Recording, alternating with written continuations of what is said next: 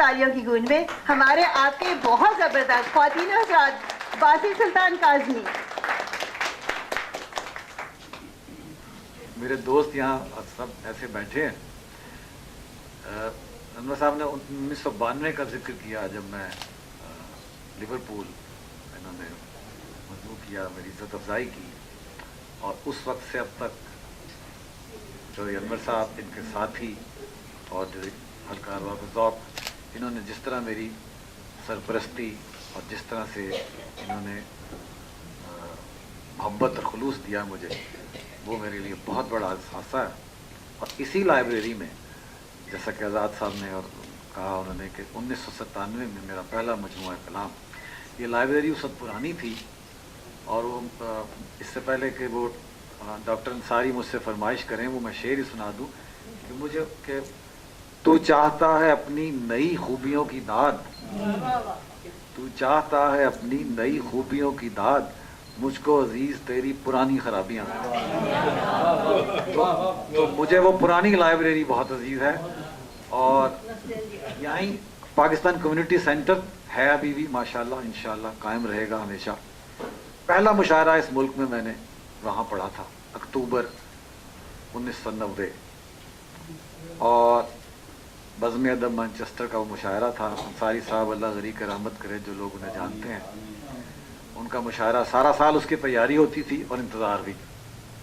वहीं साबिर रज़ा से पहली बार मुलाकात हुई। मेरे उनके दरमियान में कोई साहब बैठे हुए थे, तो उन्होंने हाथ में लाया, तो उन्होंने कहा थोड़ी देर ये हाथ मेरे हाथ में और रहने दो, कि इसमें नासिर काज़मी का खून दौड़ा, जो मेरे पसंदीदा शायर थे।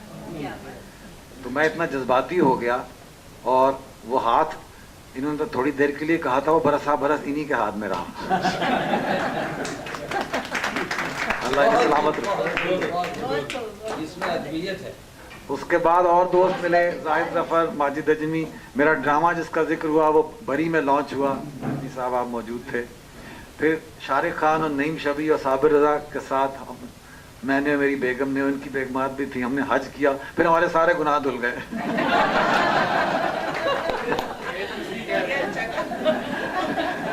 तो गोया हम शेर कहने के लिए फिर तैयार हो गए। तो उससे पहले की शायरी और, उसके बाद की और, उसके बाद दिल लगा लेते हैं अहले दिल, वतन कोई भी हो, फूल को खिलने से। फिर यॉर्कशायर अदबी फोरम बना, बैठी हैं अंसारी साहब, इन्होंने 2-4 साल में इतना, मैं लीप्स एंड बाउंड, बल्कि लीप्स का लफ्ज छोटा लग रहा है, कि हैरान कुन हद तक इन्होंने माशाल्लाह तरक्की की है। ऐसे ऐसी तकरीबात की हैं कि वाकई जहाँ तो कैसर जैदी बैठे नज़र आ रहे हैं मुझे, और डॉक्टर अली हैं, आज़ाद साहब तो खैर हमारे साथी, मोहसिन, एक और दोस्त मुझे याद आ रहा है, तारिक आजिज़, कारवान अदब, वो और साबिर, इन्होंने बना रखी थी पहले से ही, मुझे भी साथ इन्होंने शामिल किया। तो काम तो यही करते थे, बहुत इन्होंने काम किया, मैं जितनी इनकी मावनत कर सकता था। फिर हमने सफ़र किए, मुशायरे किए। तो ये 25 बरस का सफ़र है पूरा, ये 25वां साल है इस मुल्क में। तो एक लिहाज से मेरा सिल्वर जुबली मुशायरा है। पहला मुशायरा यही, और मुझे नहीं लगता कि अब कोई मुशायरा सितंबर तक और होगा। अब तो रमज़ान आ रहे हैं, कुछ और भी छुट्टियाँ हो जाएंगी, तो ये एक सिल्वर, तो इसलिए मैं थोड़ा सा यहाँ जज्बाती भी हूँ, और मुझे बहुत खुशी भी है। चौधरी साहब आपका, रुबीना खान ये हमारी पड़ोसी भी रही हैं, इनके शौहर माजिद खान, और महबूब खुदा का इन्होंने जिक्र किया। जब मेरे वालिद का इंतकाल हुआ तो मेरी उम्र उस वक्त 18 साल थी। तो 15 साल की उम्र में को पहली काबिल ज़िक्र चीज़ जो रावी में गवर्नमेंट कॉलेज में छपी थी 1968 में, तो 3-3.5 बरस ही उनके साथ तो मिले। उसके बाद जो कुछ मैं सीख पाया वो मेरी खुशकिस्मती थी, जो नहीं सीख पाया वो कोताही थी, वो महबूब खुदा थी। क्राफ्ट के मामले में आप जो शायर पाकिस्तान में हैं उनसे पूछिए कि इतना मजबूत आदमी, उन्हें शेर सुनाना कितना मुश्किल था, ये शायर जानते थे। जब उनका इंतकाल हुआ तो बहुत फेसबुक पे भी उस तरह, तो मेरे वालिद उनको शेर सुनाते थे, सोचते थे, कहते थे कि इनको शेर सुनाना, तो अल्लाह उन्हें भी ज़री की रहमत करे। ये सब इनकी दुआएं, इनकी दोस्तों का साथ, کی محبتیں, یہ سفر, تو یہ سفر 25 برس کا, اور 25 برس اس سے پہلے پاکستان میں جو کچھ کر کو کہتے ہیں کہ کرو کھا کے ٹرو گے تک لبے گی, تو وہاں کچھ کر کے آئے تھے, کچھ کھا پی کے, تھوڑا بہت کچھ پڑھ کے لکھ کے, تو وہی یہاں بہت سے دوستوں کا ہمارا یہی تجربہ ہے جو ہم ہجرت کی بات کرتے ہیں. پہلی کتاب موج خیال ایک نعت سے شروع ہوتی ہے, تو اس نعت کا یہ ہے کہ اب دلجانیاں ہوتی 2004 میں مجھے ڈیوڈ ہارٹ نے, جو کہ یہاں بڑے معروف شاعر ہیں, ادیب اور ایڈیٹر, انہوں نے دعوت دی کہ ایک اینتھولوجی وہ مرتب کر رہے ہیں, is a religious poem possible in early 20th century, تو اس کے لیے کچھ لکھ سکتے ہو تم؟ تو میں نے کہا کہ میں کیا لکھ سکتا ہوں اس مضمون کا, نہیں کوئی نظم لکھنی ہے. تو بڑا مشکل تھا, موضوع سامنے رکھ کے نظم لکھنا میرے لیے بڑا مشکل ہے.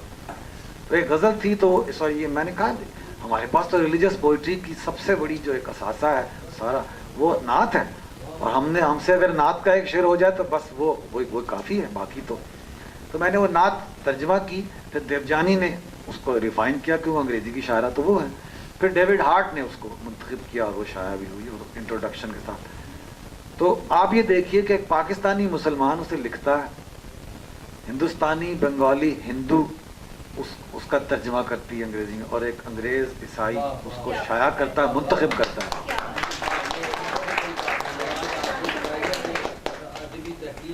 تو وہ جو نعت ہے وہ پہلی نعت ہے, اس سے گویا پہلا مجموعہ میرا شروع ہوتا ہے, اور یہ کلیات بھی اس کے 3-4 شعر آپ کی نظر کرتا ہوں.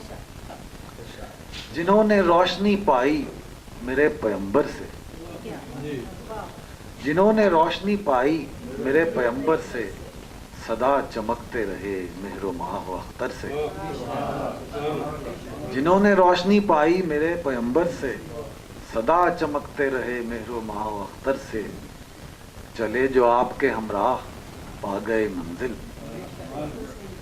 چلے جو آپ کے ہمراہ پا گئے منزل, نہیں چلے تو جھگڑتے رہے مقدر سے. چلے جو آپ کے ہمراہ پا گئے منزل, نہیں چلے تو جھگڑتے رہے مقدر سے. وگرنہ مجھ کو تہی دامنی ہی زیبا ہے, وگرنہ مجھ کو تہی دامنی ہی زیبا ہے, کہ چاہیے مجھے خیرات ایک ہی در سے.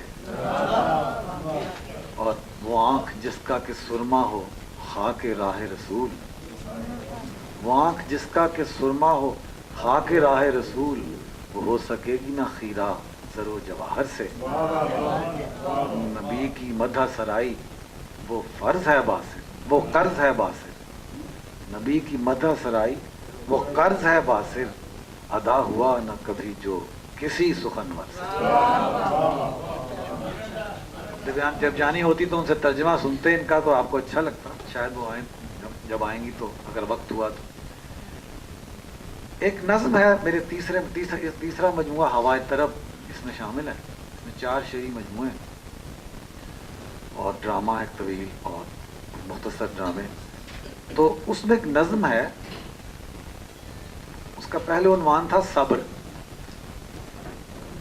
تو اس میں وہ 4 مصروں کی ایک نظم ہے جس سے اس کا میں نے عنوان بھی لیا ہے کلیات کا.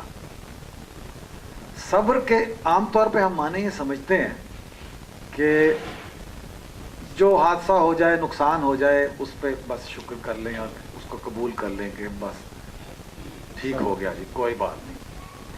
صبر کا جو معنی, اصل معنی ہے, اور جو قرآن کا پورا سیاق و سباق میں آپ دیکھیں, وہ یہ ہے کہ یقین اور ایمان کے ساتھ انتظار کرنا.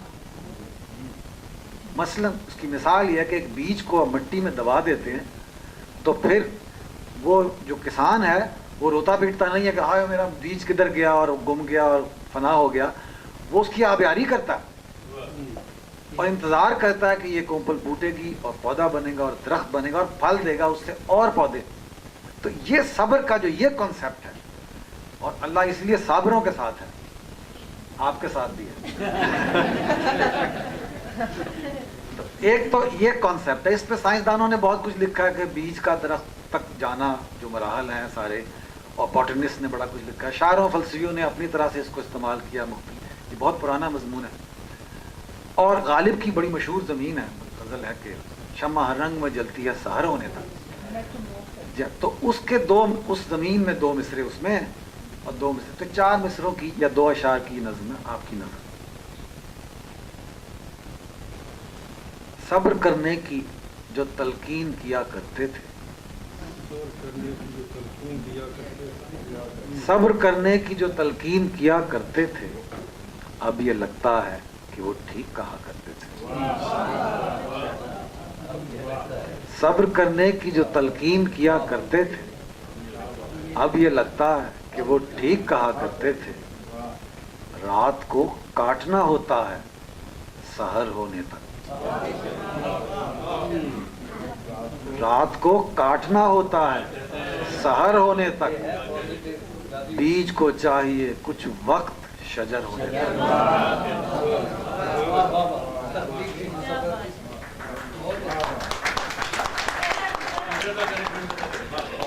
رات کو کاٹنا ہوتا ہے سحر ہونے تک، بیج کو چاہیے کچھ وقت شجر ہونے تک.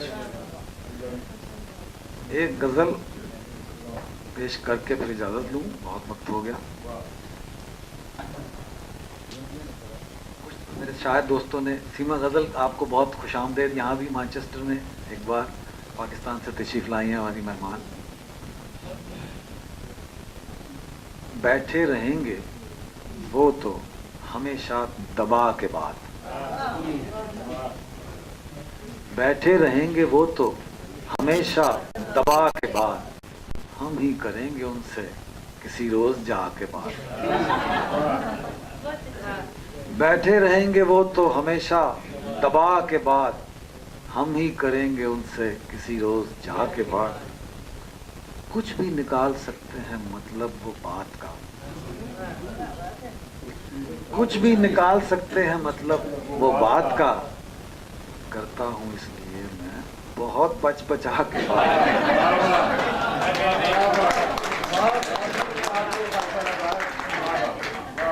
کچھ بھی نکال سکتے ہیں مطلب وہ بات کا، کرتا ہوں اس لیے میں بہت بچ بچا کے بات. پیچیدہ ہو گئے ہیں ہمارے تعلقات، پیچیدہ ہو گئے ہیں ہمارے تعلقات، کرنی پڑی ہے مجھ کو گھما کے پھرا کے بعد. پیچیدہ ہو گئے ہیں ہمارے تعلقات، کرنی پڑی ہے مجھ کو گھما کے پھرا کے بعد. ایک ہم کے لے کے بیٹھ گئے ایک لفظ کو، ایک ہم کہ لے کے بیٹھ گئے ایک لفظ کو، ایک وہ کہ چل دیے جو ہنسی میں اڑا کے بعد. ایک ہم کہ لے کے بیٹھ گئے ایک لفظ کو، ایک وہ کہ چل دیے جو ہنسی میں اڑا کے بعد. اور کرتا ہوں دل کی بات گھٹا کر رقیب سے، کہتا ہوں دل کی بات گھٹا کر رقیب سے، کرتا ہے وہ جو آگے بڑھا کے چڑھا کے بعد.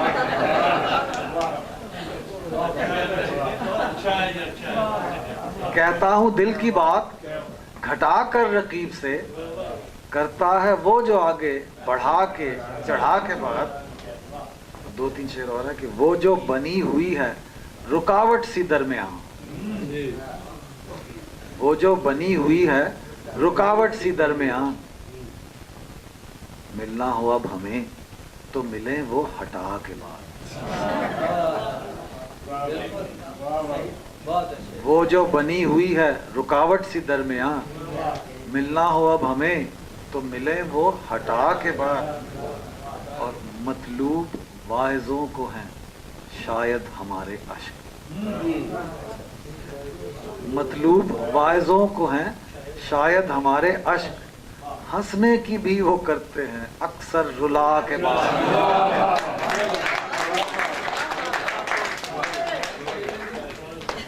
مطلوب واعظوں کو ہیں شاید ہمارے عشق، ہنسنے کی بھی وہ کرتے ہیں اکثر رلا کے بعد. اور باصر بیان سادہ کو پایا ہے بے اثر، बासिर बयान सादा को पाया है बेअसर, कीजिए जरा संवार के कदरे बना के बाद।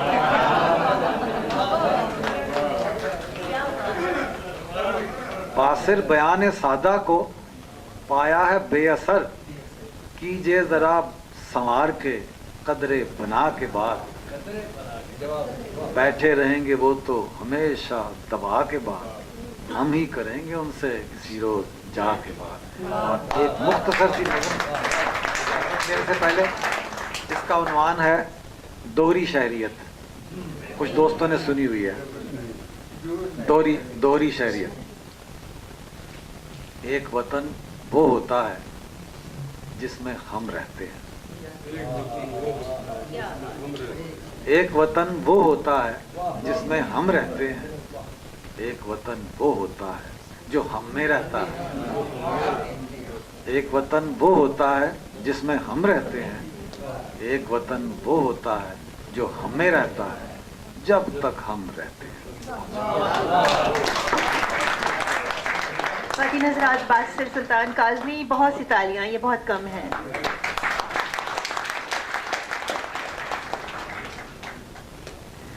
बासिर की शायरी, शायर कलाम में शायर बज़ुबान शायर का मज़ा ही कुछ और होता है। जो कॉन्फिडेंस होता है, जो जिस जगह और जिन जज्बात को, जिन ख्यालात को समझाना चाहा है, वो उनकी ज़ुबान में ज़्यादा ही समझ में आता है।